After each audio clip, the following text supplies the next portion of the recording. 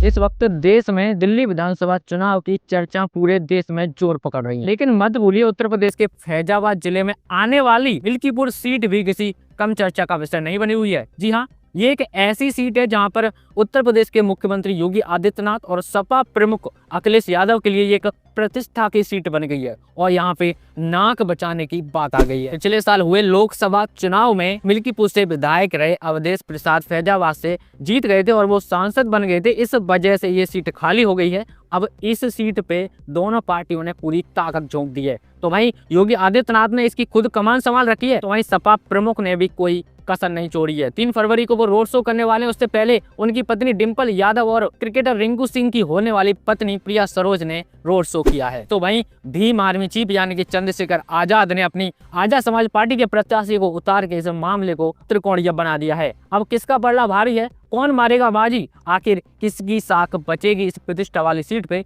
जान लेते हैं। उससे पहले आगे भी देश दुनिया की खबरें पाते रहने के लिए वीडियो को अभी से लाइक करके चैनल को सब्सक्राइब कर लीजिए।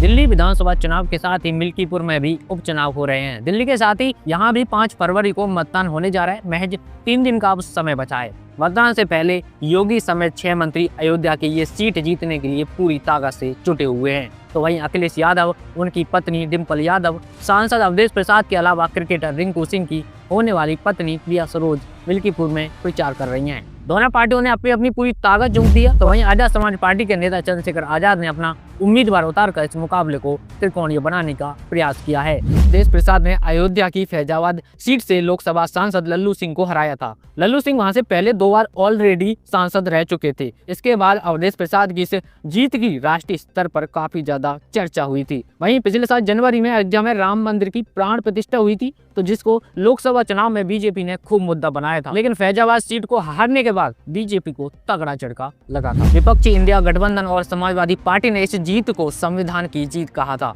लोकसभा में विपक्ष के नेता और कांग्रेस के सांसद राहुल गांधी ने तो सदन में उन्हें अपने साथ बिठाया था और अपने संबोधनों में कई बार उनकी जीत का जिक्र भी किया था। अब बीजेपी मिल्कीपुर उपचुनाव में जीत हासिल कर लोकसभा चुनाव में मिली हार को पीछे छोड़ना चाहती है। इसी कारण बीजेपी की ओर से मिल्कीपुर उपचुनाव की कमान खुद मुख्यमंत्री योगी आदित्यनाथ ने संभाल रखी है। बीजेपी की ओर से कई मंत्री भी मैदान में डटे हुए हैं और लगातार वहां पर अपना प्रचार कर रहे हैं। प्रतिष्ठा की इस सीट पर बने समीकरण ने इस चुनाव को और भी दिलचस्प बना दिया है। आपको बता दें, वर्ष 2009 के बाद से मिल्कीपुर सीट सुरक्षित सीट मानी जाती है, लेकिन बहुजन समाज पार्टी यानी कि बीएसपी इस चुनाव से बाहर है। अब बीएसपी ने किसी भी पार्टी का समर्थन भी नहीं किया है। वहीं कांग्रेस ने समाजवादी पार्टी को अपना समर्थन दिया है, लेकिन इसके बावजूद भी मिल्कीपुर में सीधा मुकाबला नहीं है, क्योंकि आजाद समाज पार्टी के चंद्रशेखर आजाद ने अपना उम्मीदवार उतारकर इस मुकाबले को त्रिकोणीय बना दिया है। पर्चा वापसी के बाद मिल्कीपुर उपचुनाव में कुल 10 उम्मीदवार मैदान में उतरे हैं। इनमें प्रमुख हैं समाजवादी पार्टी के अवधेश प्रसाद के बेटे अजीत प्रसाद, बीजेपी से चंद्रभानु पासवान और आजाद समाज पार्टी के सूरज चौधरी उर्फ संतोष कुमार। अगले कुछ दिनों में ही अयोध्या की मिल्कीपुर सीट पर मतदान होने जा रहा है। सपा भाजपा के लिए ये सीट नाक का सवाल बन गई है। योगी समेत 6 मंत्री अयोध्या की ये सीट जीतने के लिए पूरी ताकत से जुटे हुए हैं। तो वहीं अखिलेश यादव, उनकी पत्नी डिंपल यादव, सांसद अवधेश प्रसाद के अलावा क्रिकेटर रिंकू सिंह की होने वाली पत्नी प्रिया सरोज मिल्कीपुर में रोड शो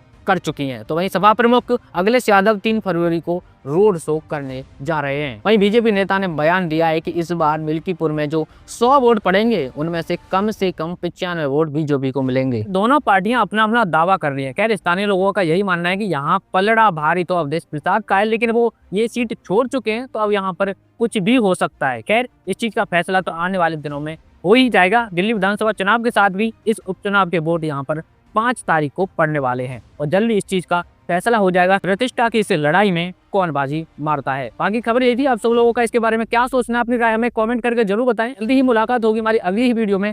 तब तक के लिए नमस्कार, जय हिंद।